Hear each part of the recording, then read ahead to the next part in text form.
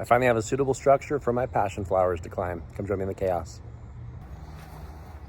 Okay, so I actually grew these from seeds. I found them foraging. I found some passion flowers foraging, and I was kind of looking for the tastiest variety I could find. So I found a very tasty variety of passion flower foraging, planted the seeds indoors, and I made a video about this on my channel where I used fingernail clippers to score the seeds and put them in a pot, and then in springtime I put them in the ground.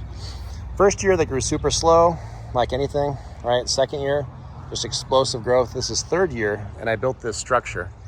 And the point of the structure is to give a place for these things to climb, because last year they completely covered, literally, they completely capped over the top of my bird bath. And so birds had to kind of like dig in between the jungle in order to get water, and then the water kind of got stagnant and yucky and things like that. So long story short, this year I had this structure for them to climb, and they're kind of sharing it with my grapevines, and it looks like my grapevines are struggling to keep up with how fast they grow.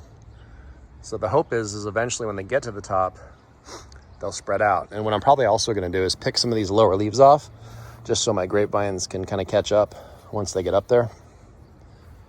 But they're growing incredibly well. These are what the flowers look like. Very pretty. And they smell really good too. I don't remember them being this fragrant last year. Maybe it's because there's so many of them. But they have a very distinct smell. So the first 2 years, they didn't really create that smell.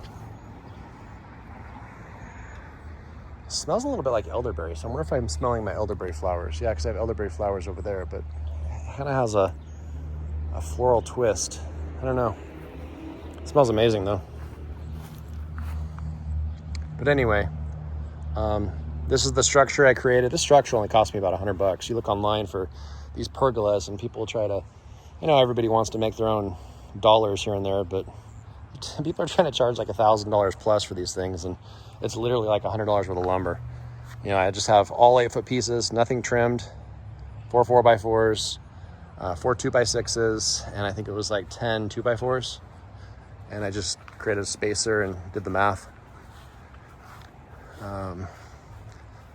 Works incredibly well. But eventually this thing's going to be covered with fruit that I'll be able to pick off.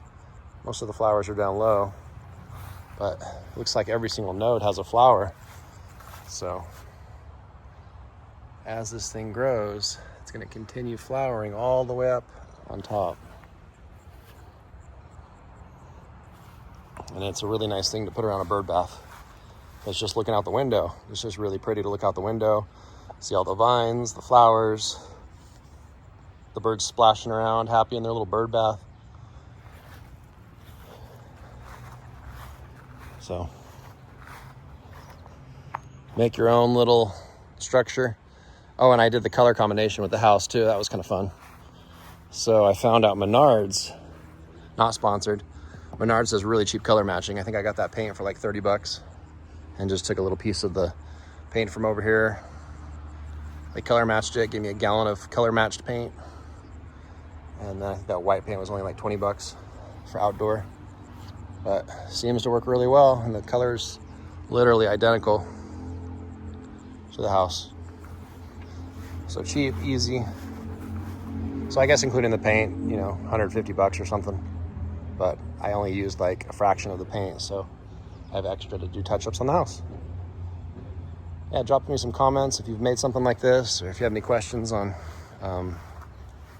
materials. And I bought those materials early 2026, so I can't promise that 3 years from now, when this video finally hits the algorithm and people are actually watching it, the price of lumber was probably going to go up. So that's my disclaimer on prices and how prices go. But it's wonderful. Thanks for joining me in the chaos.